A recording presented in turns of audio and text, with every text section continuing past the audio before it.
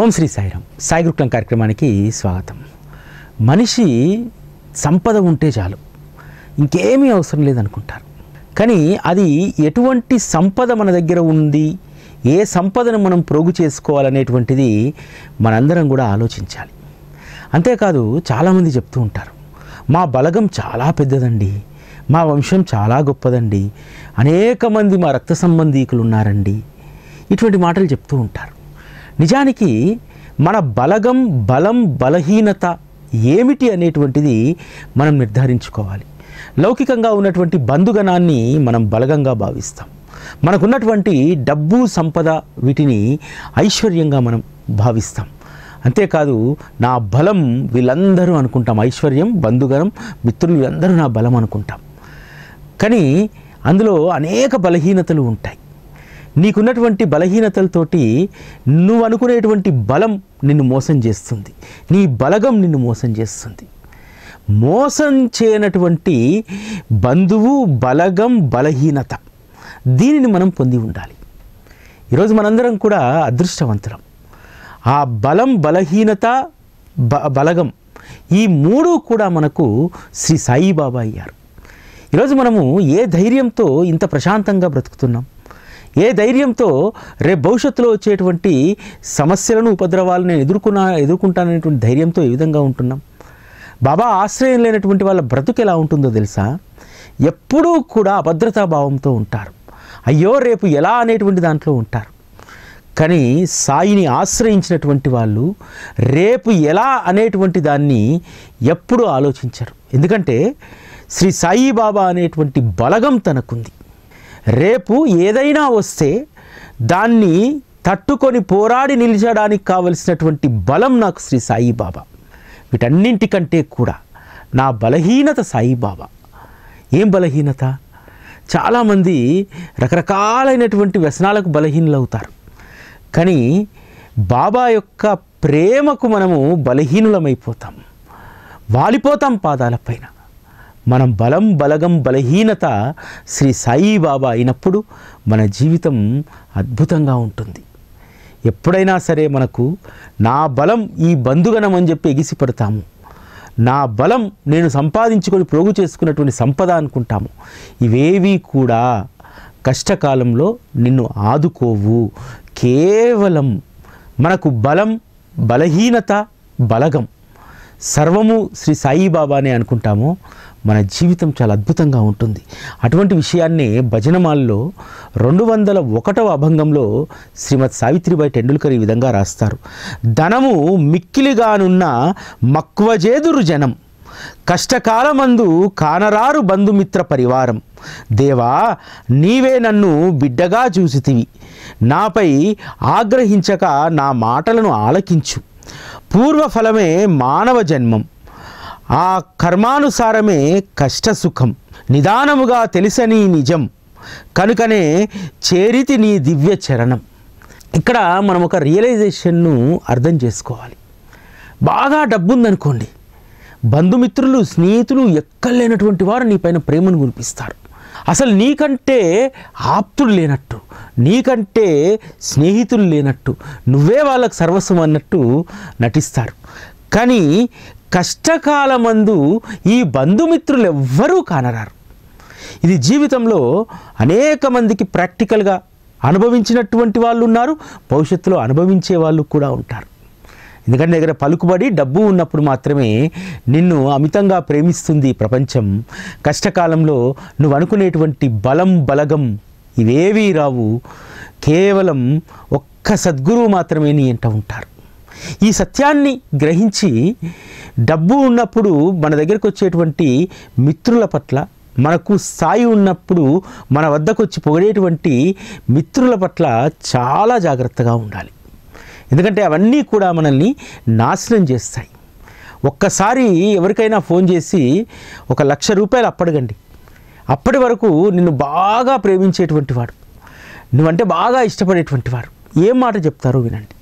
అంటే కష్టకాలంలో నీకు అవసరం వచ్చినప్పుడు ఎవ్వరూ కూడా నిన్ను ఆదుకోరు. అందుకనే శ్రీ సాయి సచ్చరితలో హేమాడ్ పంత్ రాస్తారు, నీవు కొంగు జాచాల్సి వస్తే దైవం ముందు కొంగుజాచు, దైవం గుమ్మం ముందు నువ్వు నిల్చొని కొంగుజాచు. అంతే తప్ప ఎవరి వద్ద నువ్వు యాచించాల్సినటువంటి అవసరం లేదు. నీకు కావలసినటువంటిది ఎవ్వరూ కూడా కష్టకాలంలో నిన్ను ఆదుకోరు. ఒక్క సద్గురువు మాత్రమే ఆదుకుంటారు. ఈరోజు కొన్ని లక్షల మంది బాబా పాదాలను వదలకుండా ఎందుకని పట్టుకొని ఉన్నారు? ఒక స్థిరమైనటువంటి విశ్వాసం. ఈ కష్టకాలంలో వారు మాత్రమే మనకు బలం కాబట్టి వారిని మాత్రమే మనం పట్టుకొని ఉంటే ఈ కష్టకాలం నుండి మనం గట్టెక్కగలుగుతామనేటువంటి ఒక విశ్వాసం ఉంటుంది. కాకాసాహెబ్ దీక్షిత్ జీవితమే మనకు ఒక ఉదాహరణ కదా. కాకాసాహెబ్ దీక్షిత్ అడ్వకేట్గా ప్రాక్టీస్ చేస్తున్నప్పుడు, చాలా ఉచ్చ స్థితిలో ఉన్నప్పుడు, ఇంటి ముందు ఆయన రాక కోసం, ఆయన కలవడం కోసము దాదాపు ప్రతిరోజు వందల మంది బారులు తీరేటువంటి వారు. ఎప్పుడైతే ప్రాక్టీస్ని వదిలేశాడు, ఫర్మ్లో పార్ట్నర్షిప్ వదులుకున్నాడు, షిరిడీలో వాడా కట్టుకొని అక్కడ ఉంటున్నారని తెలిసిన తర్వాత ఎప్పుడైనా ముంబై తన నివాసానికి వస్తే ఒక్కరూ రారు పలకరించేటువంటి వారు. అంతకుముందేమో డబ్బు సంపాదన బాగా ఉన్నప్పుడు, పలుకుబడి బాగా ఉన్నప్పుడు, సమాజంలో రాజకీయంగా ఒక ఉన్నత స్థితికి చేరినప్పుడు అనేక మంది వచ్చారు. ఎక్కడెక్కడో కాకాసాహెబ్ నా ఆప్తమిత్రులని చెప్పుకున్నారు. కొన్ని సొలిసిటర్ కంపెనీలలో అయ్యా నీ పేరు మేము మా కంపెనీ ఫర్మ్ ప్యాటర్న్స్లో పెట్టుకుంటామని చెప్పి బారులు తీరేటువంటి వారు. ఒక్క కాకాసాహెబ్ దీక్షిత్ అనేటువంటి బ్రాండ్ ఉంటే చాలు ఆ కంపెనీ ఆ రోజు సొలిసిటర్ కంపెనీలు గొప్ప పేరు గాంచేటువంటి చెప్పి ఆయన ముందు బారులు తీరేటువంటి వారు. కానీ ఎప్పుడైతే సద్గురువు ప్రేమలో పడిపోయాడు, ఇవన్నీ అవసరం లేదు, కేవలం సద్గురువు యొక్క సహచర్యం చాలని చెప్పి వచ్చారు. ఇంటికి వచ్చేటువంటి వాడు రావడం మానేశాడు. ఎవరూ కూడా కాకాసాహెబ్ దీక్షిత్తో మాట్లాడడానికి కూడా సంకోచించారు. ఎందుకంటే ప్రాక్టీస్ లేదు, సంపాదన లేదు, కలిస్తే ఏమైనా డబ్బులు అడుగుతాడేమో. ఈ విధంగా జనుల యొక్క తీరు ఉంటుందని చెప్పి మనకు సచ్చరిత చెప్తుంది. అదేవిధంగా భజనమాలలో మన జీవితాన్ని, మన కప్పుకున్నటువంటి ముసుగులను ఇప్పి చూపెడుతుంది భజనమాల. జాగ్రత్తగా ఉండు సుమా, కష్టకాలంలో ఏ బంధుమిత్రుడు నీ దరిచేరడు అనేటువంటి సత్యాన్ని అద్భుతంగా ఇక్కడ చెప్తుంది. దీన్ని మనం ప్రతిరోజు గుర్తుపెట్టుకోవాలి.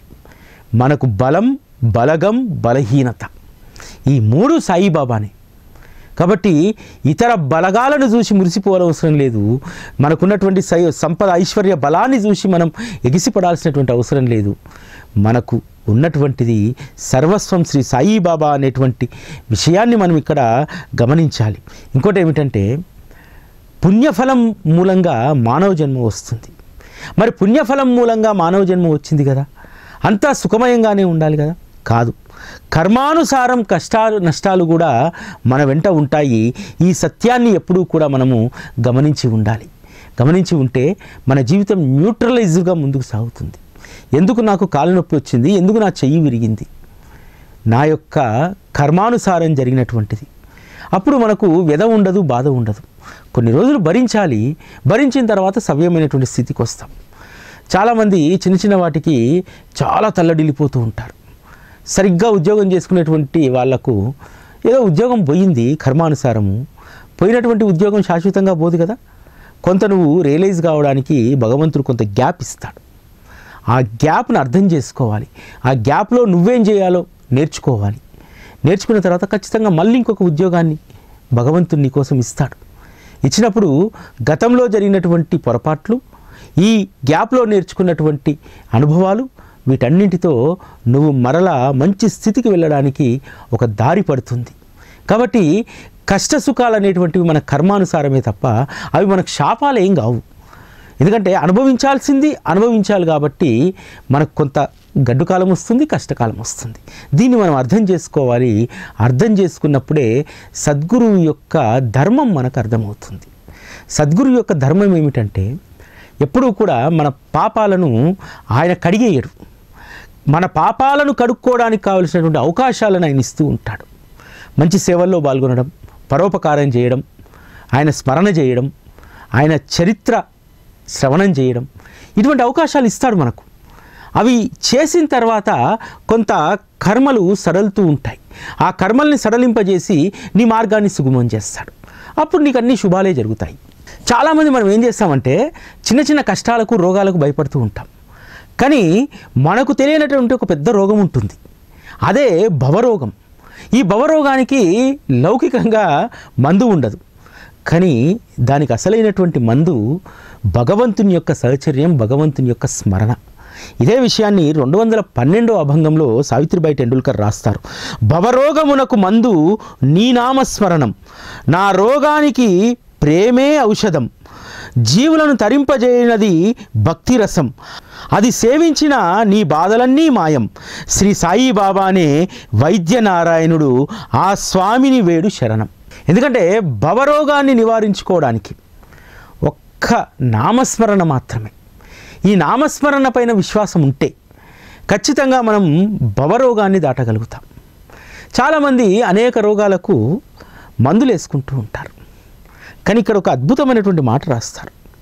నా రోగానికి ప్రేమే ఔషధం. ఏ ప్రేమ? మనం ఆశ్రయించినటువంటి సద్గురువు ప్రేమ అనేటువంటి ఔషధంతో చాలా రోగాలు తగ్గిపోతాయి తెలుసా. బాబా పట్ల మనకు ప్రేమ కలిగిందనుకోండి, ఖచ్చితంగా మన భవరోగం ఏమిటి, మాయరోగం కూడా తగ్గిపోతుంది. మనము బాబా వద్దకు విశ్వాసంతో వచ్చి రోగా నివారణ చేసుకున్నటువంటి వాళ్ళు ఎంతమందిని మనం శ్రీ సాయి సచ్చరితలో చూస్తాం. ఈరోజు కూడా బాబా పట్ల ప్రేమ కలిగి ఉంటే ఆ ప్రేమయే మనకు ఔషధం అవుతుంది. ఆ ఔషధాన్ని విశ్వాసంతో మనం సేవించగలిగితే, బాబా పట్ల ప్రేమ రసం మన హృదయంలో ఉప్పొంగుతున్నప్పుడు, అది ఊరుతున్నప్పుడు ఖచ్చితంగా మన యొక్క రోగానికి ఆ ప్రేమయే దివ్య ఔషధం అవుతుంది. ఇందుకు కావలసినటువంటి ప్రాతిపదిక నమ్మకం. ఆ నమ్మకం లేకపోతే నువ్వు సద్గురువు యొక్క స్మరణ ఎన్ని గంటలు చేసినా సరే అది వృధానే అవుతుంది. ఎందుకంటే బాబా యొక్క భక్తి రసాన్ని సేవించినటువంటి వారికి బాధలన్నీ మాయమవుతాయి. జీవులను తరింపజేసేది భక్తి రసం, అది సేవించిన నీ బాధలన్నీ మాయం, శ్రీ సాయిబాబానే వైద్యనారాయణుడు, ఆ స్వామిని వేడు శరణం. బాబాకు మించినటువంటి వైద్యనారాయణుడు మరెవరూ ఉండరు. విశ్వాసంతో ఎవరమైతే బాబా స్మరణలో ఉంటూ బాబా యొక్క భక్తి ప్రేమ రసాన్ని మనం జుర్రుకుంటామో, దాన్ని ఆస్వాదిస్తామో, అటువంటి వాళ్ళ రోగాలు ప్రేమ అనేటువంటి ఔషధంతో తగ్గిపోతాయి. ఇక్కడ ప్రాతిపదిక ఒక విశ్వాసం మాత్రమే. ఒకసారి పార్వతీ పరమేశ్వరులు ఆకాశ మార్గాన పయనిస్తూ ఉంటారు. పయనిస్తూ కాశీనగరానికి వస్తారు. కాశీనగరంలో జనం తండోపతండాలుగా గంగలో మునుగుతూ ఉంటారు. పార్వతీదేవి అడుగుతుంది, పరమేశ్వరా, ఇంతమంది గంగలో మునుగుతున్నారు, నిజంగా వారి యొక్క పాపాలన్నీ ప్రక్షాళన అయిపోతాయా గంగలో? గంగా వీరందరి మలినాలను తొలగించేస్తుందా? మరి ఆ తొలగించినటువంటి విషయం భక్తులకు ఏ విధంగా అవగతమవుతుంది? అందరూ చెప్పారు కాబట్టి వచ్చి మునుగుతున్నారు, పాప ప్రక్షాళన అయిందని భావిస్తున్నారు, కానీ ఆ విశ్వాసం వాళ్ళకు ఉందా అని అడుగుతుంది. సరే, ఒక పని చేద్దాము, నువ్వు ఒక వృద్ధ స్త్రీగా ఆ నది ఒడ్డున కూర్చో, నేను ఒక వృద్ధుడిగా నదిలో కొట్టుకుపోతున్నట్టు నటిస్తాను అని అంటారు. సరే అని చెప్పి ఆమె అరుస్తూ ఉంటుంది, నా భర్త వృద్ధుడు నదిలో కొట్టుకుపోతున్నాడు, రక్షించండి అని చెప్పి. చాలామంది రక్షించడానికి ముందుకు వస్తారు. వస్తే ఆవిడ, ఒక క్షణం ఆగండి, ఎవరైతే పాపరహితులో వారు మాత్రమే నా భర్తను రక్షించగలుగుతారు, లేకపోతే పాపరహితులు కాకపోతే వాళ్ళు కూడా గంగలో కొట్టుకుపోతారని అంటుంది. అందరూ వెనక్కి తగ్గుతారు. ఒక్కడు మాత్రం వచ్చి ముందుకు దూకి మునిగిపోతున్నటువంటి ఆ వృద్ధుడి రూపంలో ఉన్నటువంటి పరమేశ్వరుని తీసుకొని ఒడ్డుకు తీసుకొస్తాడు. పార్వతీదేవి అడుగుతుంది, అయ్యా, నువ్వు పాపరహితుడు అని నీకు నమ్మకం ఉందా? ఇంతమంది వెనక్కిపోయారు, వారందరూ ఆల్రెడీ గంగలో మునిగినటువంటి వారే, మరి గంగలో మునిగితే అందరూ పాపరహితులే కదా, మరి వాళ్ళు వెనక్కి వెళ్ళారు, నువ్వెందుకు దూకి ఆ వృద్ధుని కాపాడావు, నువ్వు పాపరహితుడివా అని అడుగుతుంది. అవును, ఎందుకంటే ఒక్కసారి గంగలో మునిగితే ఖచ్చితంగా మేము చేసినటువంటి పాపాలన్నీ కూడా గంగమ్మ తల్లి కడిగేస్తుంది. ఆ విశ్వాసం నాకుంది. అంతకు ముందే నేను గంగలో స్నానం చేసి ఒడ్డుకు చేరాను. ఒడ్డుకు చేరిన తర్వాత నాకు విశ్వాసం కలిగింది, నా పాపాలన్నీ కూడా గంగమ్మ తీసుకుంది అని చెప్పి. తర్వాత ఆ వృద్ధులు నడుచుకుంటూ అంతర్ధానమైపోతారు. పార్వతిని అడుగుతారు పరమేశ్వరుడు, చూసావా, ఎవరికైతే విశ్వాసం ఉంటుందో గంగలో మునిగితే పాప ప్రక్షాళన జరుగుతుందనేటువంటి విశ్వాసం ఉన్నటువంటి వారి పాపాలే ప్రక్షాళన అవుతాయి. ఏదో కేవలం జనం మునుగుతున్నారు, మేము మునుగుతాం, ఉంటాయి పోతాయి పాపాలని చెప్పి ఎవరైతే మొక్కుబడిగా గంగలో మునుగుతారో వారి పాపాలు ఏమీ పోవు. విశ్వాసం ఉన్నటువంటి వారి పాపాలు మాత్రమే పోతాయి. అంతమందిలో ఆ ఒక్క వ్యక్తికి మాత్రమే తను గంగలో మునిగాను, పాప ప్రక్షాళన కావించబడ్డానని చెప్పి నమ్మకం కుదిరింది. అందుకనే అతడు నన్ను రక్షించడానికి గంగలో దూకాడు అని అంటారు. ఇక్కడ ప్రాతిపదిక నామస్మరణైనా లేకపోతే గంగా స్నానమైన ఏదైనా సరే విశ్వాసం మాత్రమే ప్రాతిపదిక. ఆ విశ్వాసమే మనల్ని భగవంతుని వద్ద నిలబెడుతుంది, భగవంతుని యొక్క సహచర్యాన్ని పరిపూర్ణంగా అనుభవింపజేస్తుంది. అంతే తప్ప కేవలం మొక్కుబడిగా సాగేటువంటి మూకుముడిగా సాగేటువంటి యాత్రలు, యాగాలు, యజ్ఞాలు ఇవేవి కూడా మనకు మేలు చేయవు. విశ్వాసంతో ఎవరైతే ఉంటారో, ఎవరైతే విశ్వాసాన్ని కలిగి ఉంటారో వారికి మాత్రమే ఫలితాన్ని ఇస్తుంది అనేటువంటి విషయం ఇక్కడ మనం గుర్తుపెట్టుకోవాలి. అందుకనే బలమైనటువంటి విశ్వాసం ఏమిటంటే మన భవరోగాలకు కేవలం బాబా నామస్మరణ మాత్రమే దానికి ఔషధం. అంతేకాదు బాబా పట్ల మనకున్నటువంటి ప్రేమనే, మనకి ఏదైనా రోగం వచ్చిందనుకోండి సగం జబ్బును మందులు తగ్గిస్తాయి. సగం జబ్బును బాబా పట్ల ఉన్నటువంటి ప్రేమ అనేటువంటి ఔషధం తగ్గిస్తుంది. ఎందుకంటే విశ్వాసం, బాబా నేను ఒక 10 రోజుల్లో బయటపడగలుగుతాను అనేటువంటి విశ్వాసము కలిగిందనుకోండి ఖచ్చితంగా మనం ఆత్మస్థైర్యంతో ముందుకెళ్ళగలుగుతాం. ఈ విశ్వాసాన్ని మనకు బాబా ఇస్తాడు. కాబట్టి బాబా పైన మనకెప్పుడూ కూడా ప్రేమ కలిగి ఉండాలి. ఆ ప్రేమయే మనకు ఔషధంగా మారుతుంది, మన ఆయుష్ను పెంచుతుంది, మన ఉషస్సును పెంచుతుంది, తేజస్సును పెంచుతుంది, మన యొక్క జ్ఞానాన్ని కూడా ఆ ప్రేమయే పెంచుతున్నటువంటి సత్యాన్ని మనం ఎప్పుడు గుర్తుపెట్టుకోవాలి. అంతేకాదు భక్తి మార్గంలో మరొక కీలకమైనటువంటి విషయం ఉంటుంది. చాలామంది ఇక్కడ కూడా కీర్తి కిరీటాల కోసం ఆలోచిస్తుంటారు. నేను ఇంత పెద్ద సభ జరిపాను, నేను ఇంతమందితో నామ సప్తాహం చేయించాను, నేను ఇంత వైభవంగా చేయించానని చెప్పి ఈ కీర్తి కిరీటాలు అనేటువంటివి బాబా మార్గంలో అస్సలు ఏమాత్రం కూడా ఉపయోగపడవు, నిరుపయోగమైనటువంటివి. అదే విషయాన్ని 215వ అభంగంలో సావిత్రిబాయి టెండూల్కర్ రాస్తారు. కీర్తి కిరీటాల కోసము ఎందుకు ఉబలాటం, చేయి సదా సద్గురు నామస్మరణం, తక్కిన విషయాలకు చెప్పు రామ్ రామ్ అని సమాధానం, 2వ యోచన వచ్చిన అచట నిలవకు, లేకున్న కార్యభంగం, ఆ కార్యసిద్ధి చేయువానినే కోరు అభయం. ఇది సత్యం. ఎవరైతే కీర్తిని కోరుకుంటారో, మనం చేసేటువంటి ఆధ్యాత్మిక కార్యక్రమాల్లో కూడా కీర్తిని ఎవరైతే కోరుకుంటారో నిజంగా అది ఏమాత్రం కూడా నీ కార్యసాధనకు ఉపయోగపడదు. కార్యసాధనకు మనం సద్గురువు వద్ద ముముక్షువులా ఉండాలి, దేనిని కూడా మనం ఆశించకూడదు. సద్గురువు యొక్క ప్రేమ మకరందాన్ని మాత్రమే మనము ఆస్వాదించాలి, దాన్ని మాత్రమే ముద్దాడాలి. అంతే తప్ప ఇంకా ఏదో 2వ ఆలోచన చేసావనుకో కార్యసిద్ధి భగ్నమైపోతుంది అనేటువంటి విషయాన్ని ఇక్కడ చాలా అద్భుతంగా చెప్తారు. ఇతర విషయాలు ఏవైనా నీకు వచ్చాయనుకో మనసుకు, రామ్ రామ్ అని చెప్పి సమాధానం చెప్పి వాటిని పక్కకు పంపించేసాయి. అంతే తప్ప ఆ విషయాలనే పట్టుకొని ఉంటే నువ్వు ఏ సంకల్పం అయితే చేసుకున్నావో ఆ సంకల్పం పూర్తిగా చెడిపోతుందనేటువంటి విషయాన్ని ఇక్కడ చెప్పబడుతుంది. ఇక్కడ ఒక అద్భుతమైనటువంటి సంఘటన మీకు చెప్తాను. 2 స్నేహితులు ఉన్నారు. ఒక స్నేహితుడు ఆధ్యాత్మికంగా ఎప్పుడు పూజలు, యాగాలు, హోమాలు ఇందులో నిమగ్నమై ఉంటాడు. 2వ వాడు స్త్రీలోనుడు. ఆ స్త్రీలోనుడికి ఎంత తన బలహీనత పోగొట్టుకుందామన్నా సరే తన దురలవాట్లు పోవు. కానీ మిత్రుడు చేస్తున్నటువంటి యాగాలు, హోమాలు, పూజలు వీటన్నింటిని చూసి అరే నాకెప్పుడు సద్బుద్ధి వస్తుంది, ఎంత వదులుకుందామన్నా నేను స్త్రీలోనుడుగానే ఉండిపోయాను, ఇటువంటి దురలవాట్ల నుంచి దూరం కాలేకపోతున్నాను. వాడు ఎంత అదృష్టవంతుడు, నిత్యం భగవంతుని స్మరణలో ఉంటాడు, వాడు అదృష్టవంతుడు అని చెప్పి ఖాళీ సమయంలో జపం చేస్తారు. కానీ పూర్వజన్మ కర్మానుసారము బుద్ధి మారదు కదా, అతను అలానే ఉంటాడు.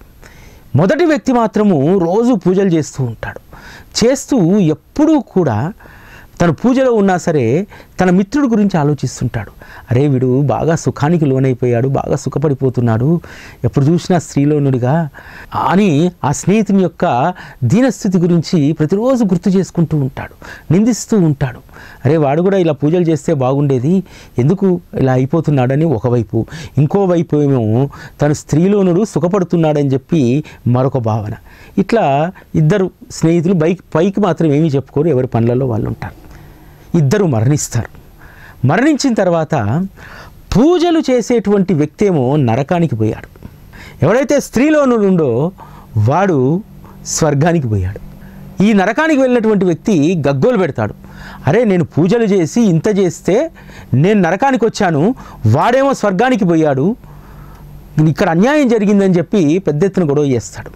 అప్పుడు చిత్రగుప్తుడు చెప్తాడు, అయ్యా నువ్వు పూజలు చేసావు, జపాలు చేసావు, బాగానే ఉంది, కానీ దాంట్లో ఏమాత్రం కూడా కార్యశుద్ధి లేదు.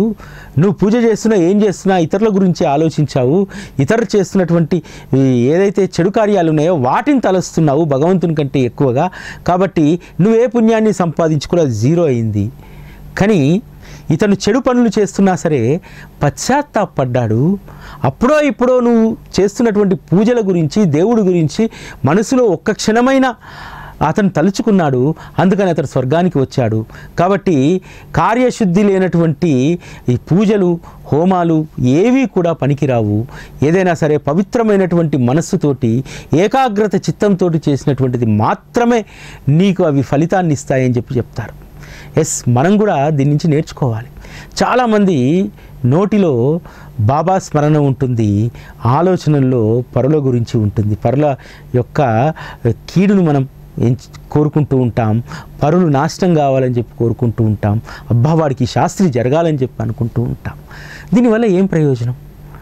ఇది మన అంతరంగం పరిశుద్ధంగా ఉండాలి, అంతరంగాన్ని శుద్ధి చేసుకోవాలి. అతను పూజలు చేస్తున్నటువంటి వ్యక్తి అంతరంగ శుద్ధి లేదు అతనికి. అంతరంగంలో ఎప్పుడు ఏవో ఆలోచనలు చెలరేగుతూనే ఉన్నాయి. దాని ద్వారా ఎన్ని పూజలు చేసినా ఏం లాభం? మనం కూడా బాబా మార్గంలో గుర్తుపెట్టుకోవాల్సింది ఏంటంటే, అంతరంగం పరిశుభ్రంగా ఉండకపోతే మనం ఎన్ని చేసినా అది వృధానే.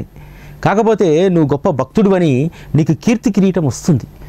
ఈయన 1,00,000 సార్లు నామస్మరణ చేశాడని, 1000 సత్సంగాలు చెప్పాడని ఆ కీర్తి కిరీటం రావచ్చు.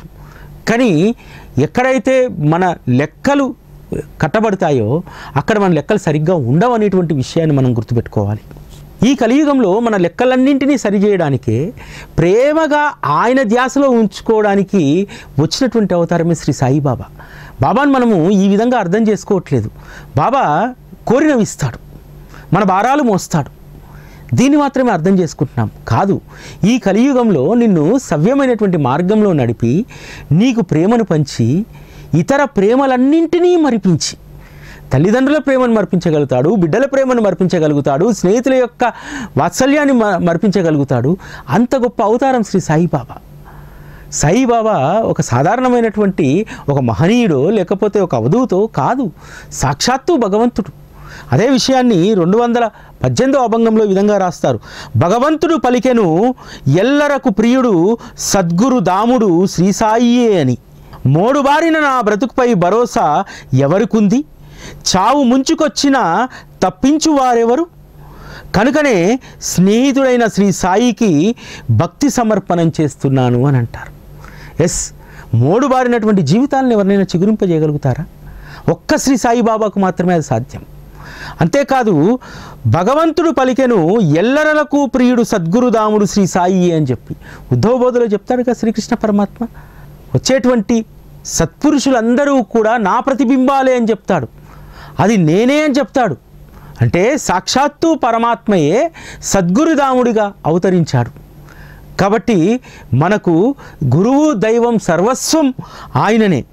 చావు ముంచుకొస్తే తప్పించేవారెవరు? కనుకనే స్నేహితుడైనటువంటి శ్రీ సాయికి భక్తి సమర్పణ చేస్తున్నాను అని అంటారు. మనం సచ్చరితలో చదువుతాం కదా, చావు గండం నీకు దగ్గరలో ఉందయ్యా అని చెప్పి నానాసాహెబ్ డేంగ్లే అనేటువంటి గొప్ప జ్యోతిష్యుడు బూటీకి చెప్తే, ఈ జ్యోతిష్యుడు నీకు మరణం ఉందంటున్నాడు కదా, నిన్ను నేను ఎలా చావనిస్తానో చూడు అని అంటారు. మరణ గండాన్ని సైతం తొలగించేటువంటి అసలైనటువంటి సకుడు స్నేహితుడు శ్రీ సాయి భగవానుడే. ఇంకా చావు తప్ప వేరే మార్గం లేదనుకున్నాడు కదా భీమాజీ పాటిల్. అటువంటి భీమాజీ పాటిల్ బాబా పేరు వినగానే తన హృదయంలో భక్తి, ప్రేమ అనేటువంటి ద్రవాలు చాలా విస్తృతంగా అవి జనించాయి. మనకు చాలా రోగాలకు కారణం ఏమిటి? హార్మోన్స్ ప్రాబ్లం అంటారు. హార్మోన్స్ సరిగ్గా పనిచేయకపోవడంతో చాలా ప్రాబ్లమ్స్ వస్తాయి. ఎప్పుడైతే మన హృదయంలో శ్రీ సాయిబాబా అనేటువంటి భక్తి రసం జనిస్తూ ఉంటుందో, హార్మోన్స్, అవయవాలు అవి చేయాల్సినటువంటి పనులు అవి నిర్విఘ్నంగా చేస్తూ ఉంటాయి, సమస్యలు రావు. కాబట్టి మన హార్మోన్స్, మన అవయవాలు, ఇంద్రియాలు అన్నీ సరిగ్గా పనిచేయాలంటే శ్రీ సాయిబాబా అనేటువంటి భక్తి రసం ఎప్పుడూ కూడా జీవనదిలో నీరు ప్రవహించినట్టు మన హృదయంలో అది ప్రవహించాలి. అప్పుడు మనము గొప్ప ఆనందంతో ఉంటాం. ఇటువంటి ఆనందాన్ని, గొప్ప ఆప్యాయతను, మనకు బలం, బలహీనత అన్నీ తానే అయినటువంటి సద్గురువుకు శిరస్సు వంచి ప్రణామం చేస్తూ ఓం శ్రీ సాయిరాం.